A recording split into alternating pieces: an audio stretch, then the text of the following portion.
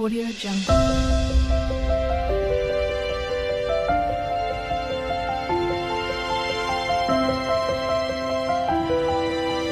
Audio Jungle. Hi అందరికీ. అందరూ ఎలా ఉన్నారు? నేనైతే చాలా బాగున్నాను. ఆహా! ఏమి రుచి అనరా మైమరిచి అంటూ వచ్చేసాను నేను ఈరోజు. మీ అందరికీ తెలిసిపోయిందని నాకు తెలుసు. ఓవర్ యాక్షన్ చేయకుండా చెయ్యవమ్మా అంటున్నారని కూడా నాకు అర్థమైపోయింది. ఓకే అండి, ప్రాసెస్లోకి వెళ్ళిపోదాం ఈరోజు. నేనైతే గుత్తొంకాయ కర్రీ చేస్తున్నానని మీకు బాగా తెలిసిపోయింది. సరే అయితే ఈ గుత్తొంకాయ కర్రీ నేనైతే నా స్టైల్లో ఎలా చేశానో ఒకసారి చూసేయండి మరి.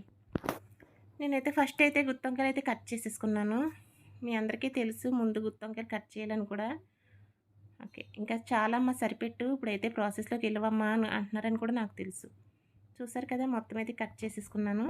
కట్ చేసుకున్న తర్వాత ఇవి వాటర్లో వేయాలి. ఎందుకంటే వంకాయలు నల్లబడకుండా ఉండాలంటే ఫస్ట్ అయితే సాల్ట్ వాటర్లో వేసుకుంటే నల్లబడకుండా ఉంటాయి.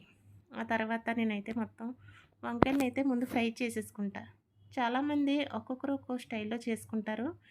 ఇవైతే నేను ఉల్లిపాయలు, కొన్ని పల్లీలు, కొంచెం జీడిపప్పు, ధనియాలు, జీలకర్ర, ఇవన్నీ ఎల్లుల్లిపాయలు, మామూలుగా ఏంటంటే అల్లం, ఇవన్నీ వేసి మిక్సీ పట్టేసాను అనమాట. ఇవి ఆయిల్లో ఫ్రై చేసా.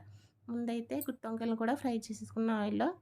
తర్వాత ఆ పేస్ట్ అంతా మగ్గించుకున్న తర్వాత ఇదిగోండి ఇలాగా వంకాయలు కూడా వేసేసుకున్న తర్వాత మొత్తం ఫ్రై చేసుకుని మగ్గించేసుకోవడం అంతే. గుత్తొంకాయ కర్రీ అయితే రెడీ అయిపోద్ది అంతే. సింపుల్గా చేసేసామన్నమాట. ఇలాగే మీకు కానీ నచ్చితే మీరు కూడా ఇంట్లో ఒకసారి ట్రై చేసుకోండి. అలాగే మన వీడియో కానీ నచ్చితే సబ్స్క్రైబ్ చేయండి, లైక్ చేయండి, షేర్ చేయండి. ఎవరు కూడా లైక్ చేయట్లేదు. ప్లీజ్ అందరూ కూడా లైక్ చేయండి మన వీడియోని. అలాగే ఇంకొక మంచి వీడియోతో మళ్ళీ కలుద్దాం. చూసారు కదా గుత్తొంకాయ కర్రీ అయితే ఎంత బాగా వచ్చిందో. ఓకేనండి, ఈ వీడియో కానీ నచ్చితే అందరూ కూడా ఓన్లీ ఒక్క లైక్ అయితే చేసేయండి. చూసారు కదా ఎంతో గుమగుమలాడే వంకాయ కర్రీ రెడీ. అలాగే నేను పప్పు టమాటా కూడా చేశాను. ఇదిగోండి పప్పు టమాటా గుత్తొంకాయ కర్రీ రెడీ. ఓకే అండి, ఇంకో మంచి వీడియోతో మళ్ళీ కలుద్దాం. అంతవరకు బాయ్ బాయ్.